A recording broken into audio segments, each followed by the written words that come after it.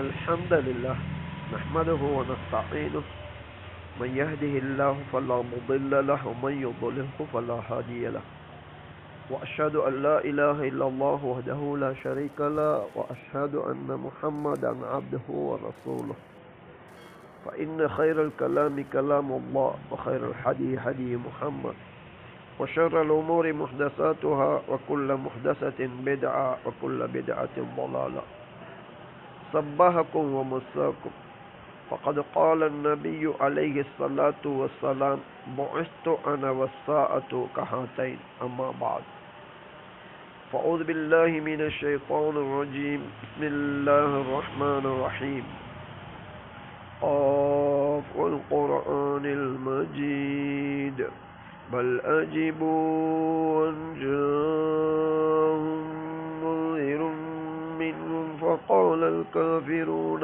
هذا شيء عجيب نحن أعلم بما يقولون وما أنت عليهم بجبار فذكر بالقرآن من يخاف وعيد. அல்லாஹ்வை புகழ்ந்து அவன் தூதர் முஹம்மது அலைஹி ஸலாத்து வஸ்ஸலாம் அவர்கள் மீதும் அவர்கள் கொண்டு வந்த சத்தியத்தை உள தூய்மையோடு அதனை பின்பற்றி மரணித்து விட்ட முஸ்லிம்கள் இறுதி நாள் வரைக்கும் அதே சத்தியத்தை உள தூய்மையோடு பின்பற்றி மரணிக்கவிருக்கின்ற அத்தனை முஸ்லிம்கள் மீதும் அல்லாஹுடைய சாந்தி உண்டாவதாக. அவர்கள் அனைவரையும் அல்லாஹ் தனது அருளால் உயர் சுவனங்களிலே நுழைவித்தருள்வானாக. கண்ணியமிக்க அல்லாஹ் அவனது சுவனத்திற்கான வழிகாட்டலாகிய அல் குர்ஆன் அதன் விளக்க உரை என்ற இந்த வகையின் அல் குர்ஆனிலே 20வது அத்தியாயத்தின் 115 முதல் வரக்கூடிய வசனங்கள் 125 வரைக்குமான இந்த வசனங்களிலே மனித இனத்தின் தந்தை ஆதம் அலைஹி ஸலாத்து வஸ்ஸலாம் அவர்கள் படைக்கப்பட்டது முதல் சுவனத்தில் வாழச் செய்து அதன் பிறகு ஷைத்தானினால் வழிகெடுக்கப்பட்டு பூமிக்கு இறக்கப்பட்ட அந்த காட்சியை அல்லாஹ் விவரிக்கின்றான். இவற்றிற்கு மத்தியில் அல்லாஹ் கூறுகின்ற இந்த வசனங்களில் ஒரு வசனம் وَمَنْ أَعْرَضَ عَنْ ذِكْرِي فَإِنَّ لَهُ مَعِيشَةً ضَنكًا وَنَحْشُرُهُ يَوْمَ الْقِيَامَةِ أَعْمَى. யார் எனது நல்லுபதேசத்தை புறக்கணிக்கின்றாரோ அவருக்கு நிச்சயமாக நெருக்கடியான வாழ்வுதான் இருக்கின்றது. மறுமை நாளில் அவரை குருடனாக எழுப்புவோம். அப்போது அவன் லிம ஹஷர்தனி ஆமா வகத் குன்து பஸீரா, உலகிலே நான் பார்வையுடையவனாக இருந்தேன், இப்போது நீ என்னை குருடனாக எழுப்பியிருக்கின்றாய், இது ஏன் என்று அல்லாஹ் கேட்பான். ஏனென்றால் இவ்வாறுதான் உன்னிடம் எமது வசனங்கள் வந்தன, அவற்றை நீ மறந்து விட்டாய், கைவிட்டு விட்டாய். அதே போன்றுதான் இன்று நீ கைவிடப்படுகின்றாய் என்று அவனை நோக்கி கூறப்படும். அல்லாஹ்வுடைய திக்ர் என்பதை நாம் பின்பற்ற வேண்டும். உள தூய்மையோடு அந்த வழிகாட்டலை பின்பற்றி மரணிப்பதுதான் உண்மையான முஸ்லிம்களின் அடையாளமாகும். வெறுமனே அந்த அல் குர்ஆனை ஓதுவதோ அதனை மனனமிடுவதோ அதன்படி செயல்படாதவர்களுக்கு எந்த பிரயோஜனத்தையும் அது தராது. இஸ்லாத்திலே கடமையான விடயங்கள் இருக்கின்றன. அவற்றை செய்வதை அல்லாஹ் மிகவும் விரும்புகின்றான். கடமைகளை நிறைவேற்றியதன் பிறகு தொடர்ந்தும் யார் மேலதிக நல்லமல்கள், நவாஃபில் எனப்படக்கூடிய நல்லமல்களை செய்கின்றார்களோ அவர்களால் அல்லாஹ்வை நெருங்க முடியும், அல்லாஹ்வுடைய நண்பர்களாக மாற முடியும். ஒரு மனிதன் தான் செய்த தவறுகளிலிருந்து அல்லாஹ்விடம் தௌபா செய்வதென்பது அல்லாஹ்விடம் எந்த அளவு விருப்பமானதென்றால், வஹி மூலம் வழிகாட்டப்பட்ட நபி அவர்கள் உதாரணம் கூறுகின்றார்கள். பாலைவனத்திலே செல்லுகின்ற ஒரு மனிதன், அவன் தன்னுடைய வாகனத்தை நிறுத்திவிட்டு சிறிது தூங்குகின்றான். எழுந்து பார்த்தபோது தனது அந்த வாகனமும் கிடையாது, அதில் தான் அவனது உணவு இருந்தது. இதன் பிறகு தனக்கு வேறு கதி கிடையாது என்று, மரணிக்க வேண்டிய நிலை ஏற்படும் என்ற பயத்திலே அவன் மீண்டும் மரணத்தை எதிர்பார்த்தவனாக இருக்கின்ற நிலையில் சிறிது நேரத்திலே அவனது மிருகம் அவனுக்கு அருகே வந்து நிற்கின்றது. அவனது உணவு அதிலே இருக்கின்றது. இப்போது அவன் மகிழ்ச்சி மேலிட்டால் அல்லாஹ்வை நோக்கி அந்த அபுதி வான ரப்புக என்று தலைகீழாக கூறிவிடுகின்றான். நீ என்னுடைய அடியான், நான் உனது ரப் என்று மாற்றி கூறிவிடுகின்றான். சந்தோஷ மிகுதி காரணம். இவனுடைய சந்தோஷத்தை விட அதிகமாக ஒரு அடியான் தவறு செய்துவிட்டு தௌபா செய்கின்ற போது அல்லாஹ் மகிழ்ச்சி அடைகின்றான் என்று நபி அலைஹிஸ்ஸலாத்து வஸ்ஸலாம் அவர்கள் கூறிய ஹதீஸ் சஹீஹ் முஸ்லிமிலே காணப்படுகின்றது. இப்போது நபியின் பெயரால் போலியான ஒரு செய்தி காணப்படுகின்றது. ஒரு மனிதன் பாவம் செய்துவிட்டால் அதன் பிறகு அவன் உது செய்து 2 ரக்காத்துக்கள் தொழுது பாவ மன்னிப்பு கேட்டால் அவனுக்கு மன்னிக்கப்படும் என்ற ஒரு செய்தி திர்மிதி, அஹ்மத் போன்ற நூல்களிலே இருக்கின்றது. இது பலவீனமானதாகும். என்ன நாம் தெரிந்து கொள்ள வேண்டும் என்றால், தௌபா என்பது அல்லாஹுக்கு மிக விருப்பமானது. சலாத்து தௌபா, தௌபா தொழுகை என்ற ஒன்று இஸ்லாத்திலே இருக்கின்றதா என்றால் அப்படி கிடையாது. பொதுவாக சிறப்பாக உது செய்து 2 ரக்காத் தொழுது, தொழுகையையும் மிகச் சிறப்பாக தொழுது அதன் பின்னர் நாம் பிரார்த்தனை செய்வோம் என்றால் அது ஏற்றுக்கொள்ளப்படுவதற்கு நெருங்கியதாக இருக்கின்றது. இப்போது ஒரு சிலருக்கு சந்தேகம் இருக்கின்றது. ஒரு சில கலாநிதிகள்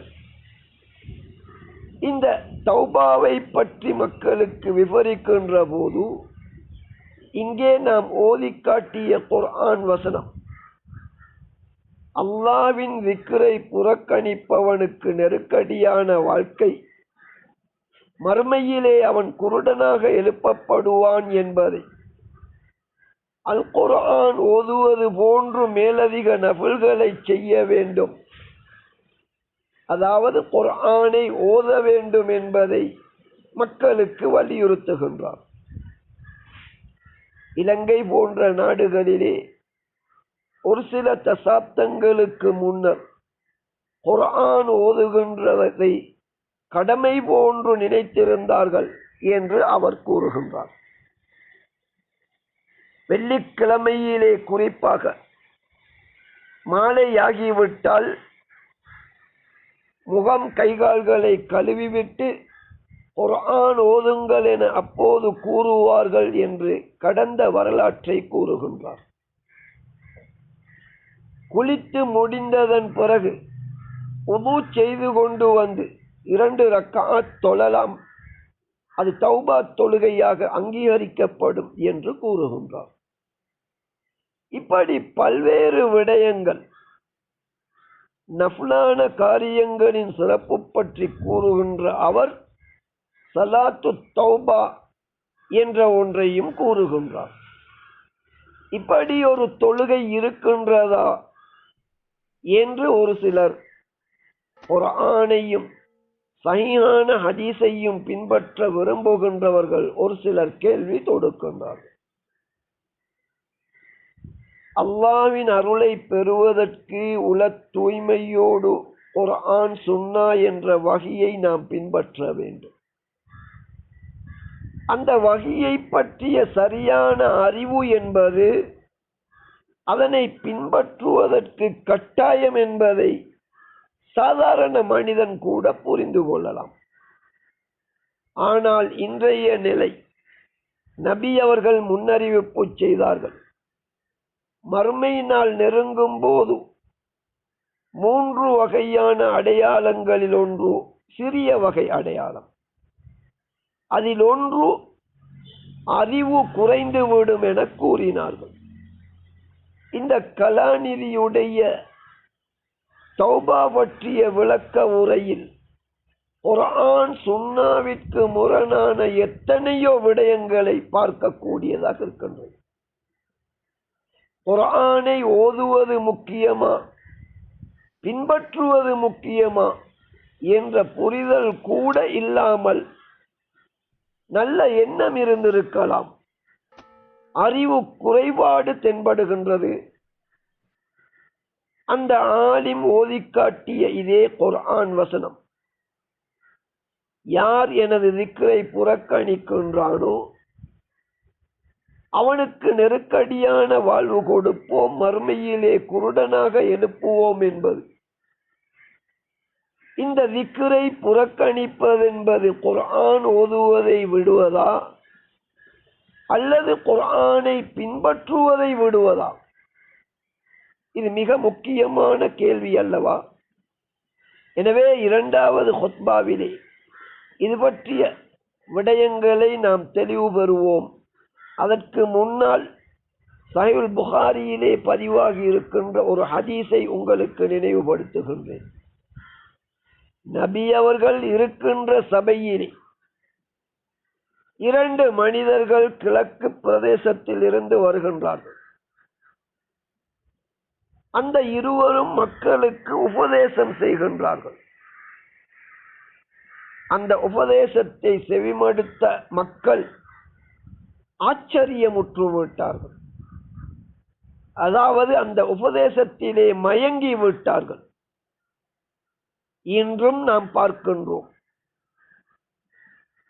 கலிமா சொன்னதன் பிறகு ஒவ்வொரு பிரிவாக இயக்கங்கள், மதுஹபுகள், தரீகாக்கள் என பிரிந்திருப்பவர்களிலே மக்களை கவரும் விதத்தில் உபதேசம் செய்யக்கூடியவர்கள் இருக்கின்றார்கள்.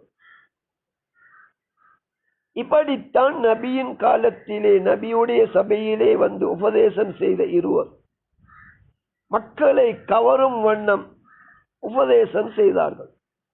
அப்போது நபி அவர்கள் இன்னஃபில் பயானி லசிஹரா, உபதேசம் செய்வதில், பயான் செய்வதிலே நிச்சயமாக சூனியம் இருக்கின்றது என்று நபி கூட வியந்தார்கள்.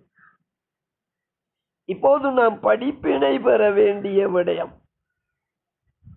வஹியாகிய குர்ஆன் சுன்னாவை கொண்டு வழிகாட்டுகின்ற உலமாக்களுடைய உரைகள் இது மக்களை கவரும் விதத்திலே இருக்க வேண்டுமா, அல்லது அல்லாஹ் தந்த அமானிதத்தை எட்டி வைக்கின்றோம் என்பதால் குர்ஆன் சஹீஹான ஹதீஸில் உள்ள உண்மைகளை மக்களுக்கு நாம் கூற வேண்டுமா? இது முக்கியமான அம்சமாகும். எனவே இந்த அடிப்படை விடயங்களை 2வது ஹுத்பாவிலே நாம் தெளிவு பெறுவோம். அந்த ஹுத்பாவிலே ஸலாத்து தௌபா, தௌபா தொழுகை என்ற ஒன்று இருக்கின்றதா என்பதையும் குர்ஆன் சுன்னா ஒளியில் நாம் தெளிவு பெறுவோம். فاستغفروه إنه هو الغفور الرحيم. إن الحمد لله نحمده ونستعينه من يهده الله فلا مضل له ومن يضلله فلا هادي له وأشهد أن لا إله إلا الله وحده لا شريك له وأشهد أن محمدا عبده ورسوله فإن خير الكلام كلام الله وخير الهدي هدي محمد وشر الأمور محدثاتها وكل محدثة بدعة وكل بدعة ضلالة. أما بعد. சஹீஹ் புகாரியிலே 5059வது இலக்கத்தில் உள்ள ஹதீஸ். ஆரம்ப ஹுத்பாவிலே ஒரு விடயத்தை நான் கூறினேன்.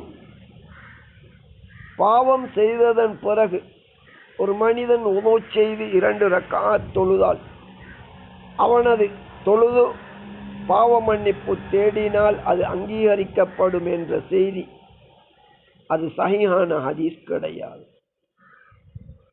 பாவ மன்னிப்பு தேடுவது என்பது நிச்சயமாக சிறந்த விடயமாகும்.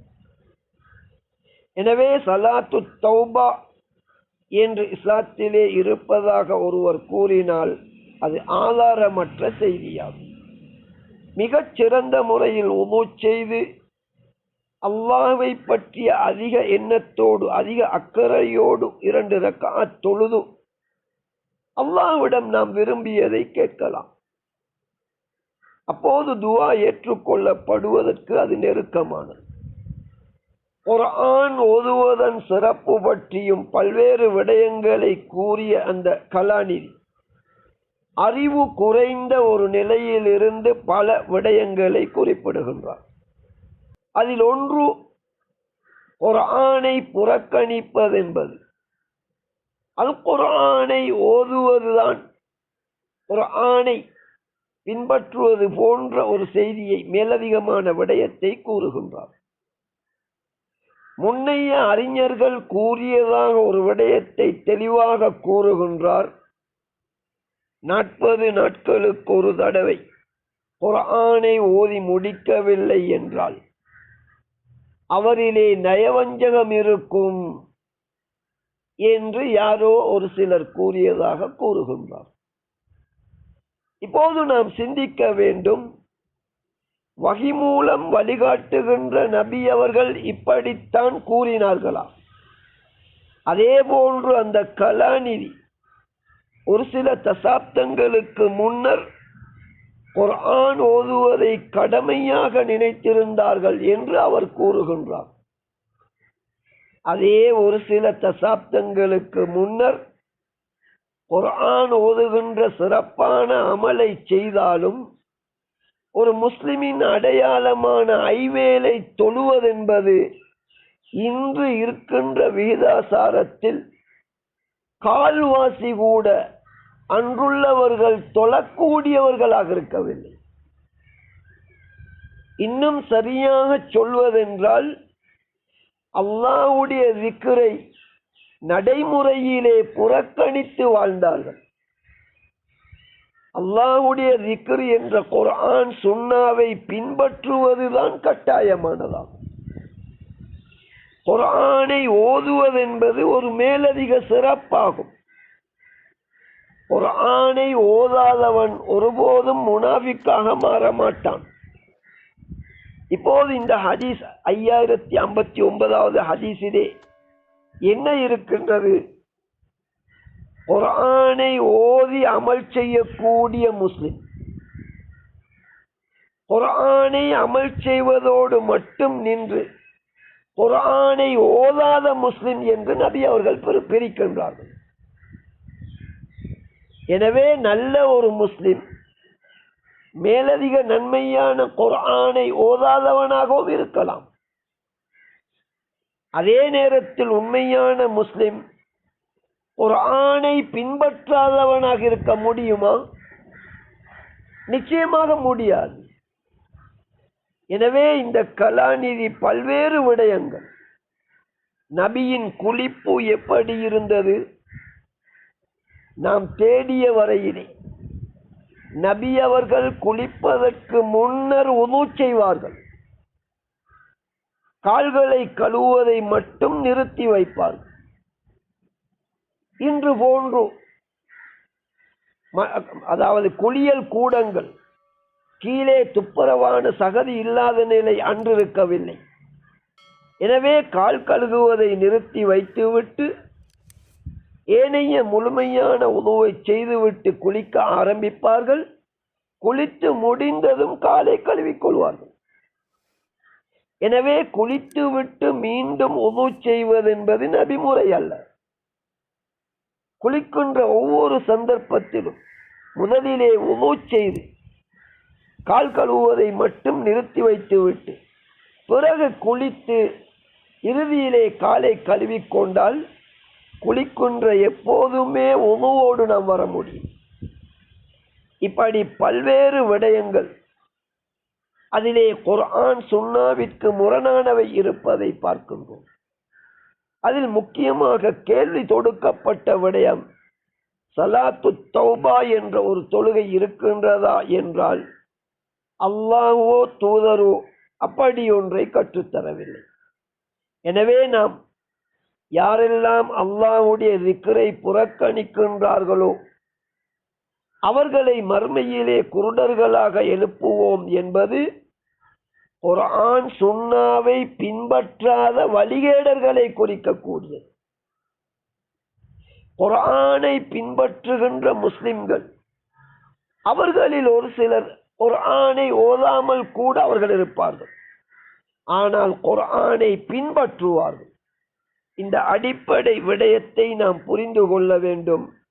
எனவேதான் நபி அவர்கள் விவரித்தார்கள், குர்ஆன் சுன்னாவை பின்பற்றுவதற்காக ஒரு இமாமின் கீழ் ஒன்றுபட்ட ஜமாஅத்துல் முஸ்லிமீன் என்ற கூட்டமைப்போடு நீங்கள் சேர்ந்து வாழுங்கள் என வழிகாட்டினார்கள்.